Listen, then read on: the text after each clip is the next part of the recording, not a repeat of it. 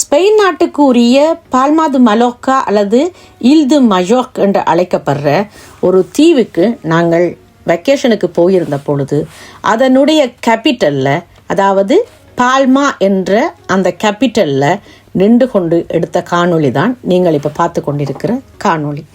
நாங்கள் சென்ற வேளை மதியமாயிட்டது. விண்டர் டைமாக இருந்தால் கூட, ஆனால் அந்த நேரம் எங்களுக்கு சூரிய உதயம் அதிகமாகவே கிடைச்சிருந்தது.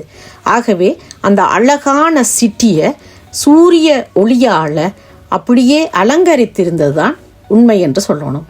இயற்கையின் எழில் கொஞ்சமும் குறையாது செயற்கையான பல கட்டிடங்களோட அழகாக அமைக்கப்பட்ட அந்த நகரத்தை சூரியனின் ஒளி இன்னும் அழகை அதிகப்படுத்தி கொண்டு இருந்தது.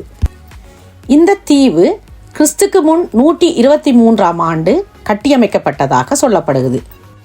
ரோமருடைய வருகையால் இந்த நகரத்தை பால்மா என்று அழைச்சிருக்கலாம், அல்லது பால்மியே என்ற வகையான ஈச்ச மரங்கள் இத்தீவில் அதிகமாக இருந்ததால் இதற்கு பால்மா என்று பெயரிட்டிருக்கலாம் என்று கூறுகிறார்கள். இந்த தீவை முஸ்லிம் ஆக்களும், அதாவது இஸ்லாமியர்களும் ஆட்சி செய்திருக்கிறார்கள்.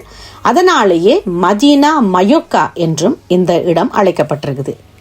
அதன் வழியாகத்தான் இத்தீவு இன்று பால்மா து மயோக் அல்லது பால்மா து மலோக்கா என்று அழைக்கப்படுது.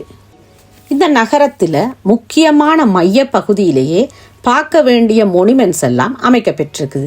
ஆக நிறைய தூரம் நடக்க தேவையில்லை, ஒரு இடத்துல இருந்து கொண்டே எல்லா விடயங்களையும் பார்க்கலாம்.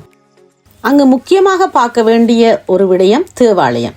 கத்தீட்ரல் து பால்மா து மயோக் என்று அழைக்கப்படுற இந்த தேவாலயத்தின் கட்டமைப்பு அவ்வளவு அழகாக இருக்கும்.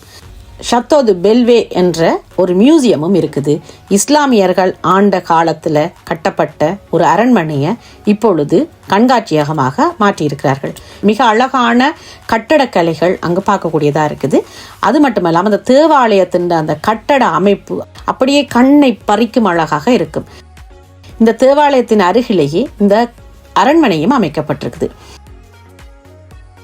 இந்த இரண்டுமே ஒரு மலைப்பகுதியில் இருக்கிற மாதிரியும், அதன் அருகில ஒரு ஆழி கட்டப்பட்டிருக்குது. அந்த ஆழியை கடந்தால் ஒரு பெரிய ஒரு ரோட்டு போகுது. அந்த ரோட்டை கடந்தால் கடல் வருது. அந்த கடல் துறைமுகமாக அமைக்கப்பட்டிருக்குது. இந்த கோட்டையின் வெளிப்பகுதியிலேயோ அல்லது தேவாலயத்தின் வெளிப்பகுதியிலேயோ நின்று பார்த்தால் அந்த சிட்டியை மிக அழகாக பார்க்கலாம். ஆழி, கடல், கடல்ல இருக்கிற கப்பல்கள் என்று சொல்லி அழகான காட்சியாக இருக்கும். காலையிலும் மாலையிலும் இரவிலும் என்று 3 நேரங்களிலும் மிக அழகாக அந்த காட்சிகள் தென்படும்.